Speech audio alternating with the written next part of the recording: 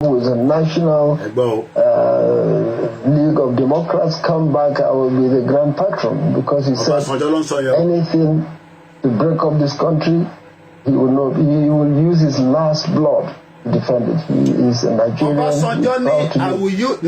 I will use my last blood to make sure that nobody breaks up Nigeria. So on Safa Yoruba, 50 years you will be inside Nigeria.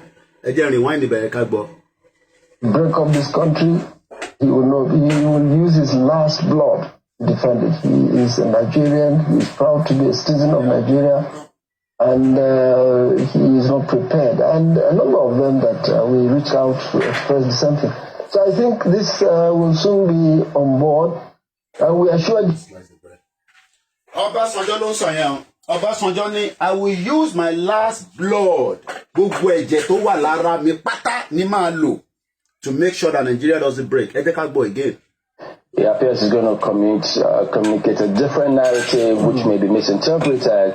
How is the league responding to that? Well, I think, thank you very much once again. The visit to our leaders, of course, one of them, as you very well referred to, was...